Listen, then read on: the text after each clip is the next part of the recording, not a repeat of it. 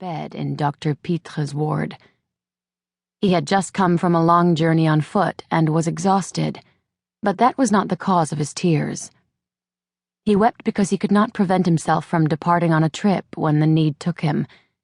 He deserted family, work, and daily life to walk as fast as he could, straight ahead, sometimes doing 70 kilometers a day on foot, until in the end he would be arrested for vagrancy and thrown in prison.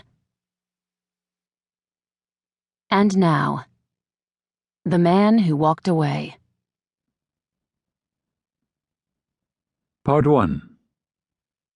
Someone comes. It was as though he had always been there, haunting the landscape, if only you were paying attention. If it were possible to see the final movement of Beethoven's String Quartet No. 16 in F major, that's what he was like, said the violinist from the Leipzig orchestra. The man he saw walking along the Weisse Elster River reminded him of the note Beethoven wrote on the score underneath those eerie opening chords, Muss es sein, muss es sein, and the note he wrote under the joyous, faster chords, swelling in response, Es muss sein. The walking man was the question and the answer. Must it be? Must it be? It must be. It wasn't unusual to see a man out walking, even as the railways spiderwebbed their way across Europe. People still walked to get somewhere, and to get nowhere. But the people who claimed to have seen him, this was later, after he became known as le voyageur de docteur, after he disappeared altogether, agreed there was something different about this man. Everyone who saw him said so.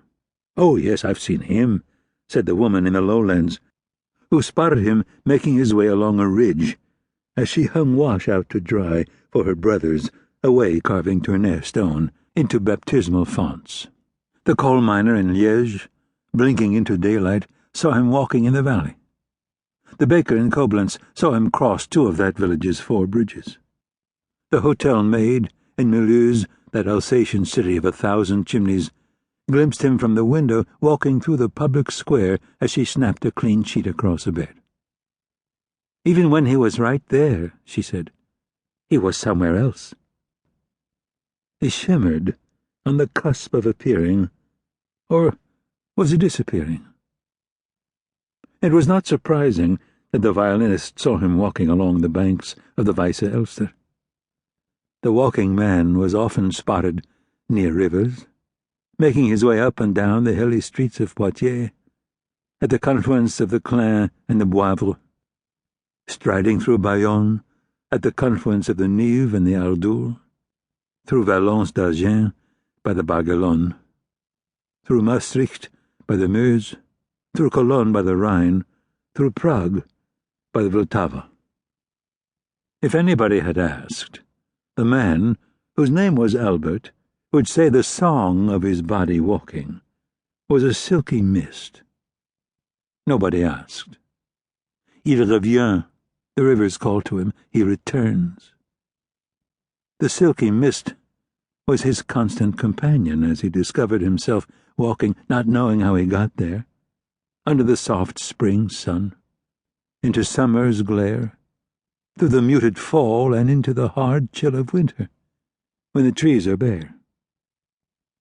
When Albert walked along the paths to forges, when he walked the tracks to mines and quarries, when he walked the causeways from village to farm to town to city, when he walked along the trails to market for glassmakers and the merchants of salt, flax, hemp, linen, and yarn, when he walked along the administrative highways, when he passed recruits and vagabonds, rag-and-bone merchants and chimney-sweeps, when he walked along pilgrimage routes to miraculous fountains or the chapel of a healing saint, when he walked past men shouldering their dead along roads overgrown with tall grass to the cemetery.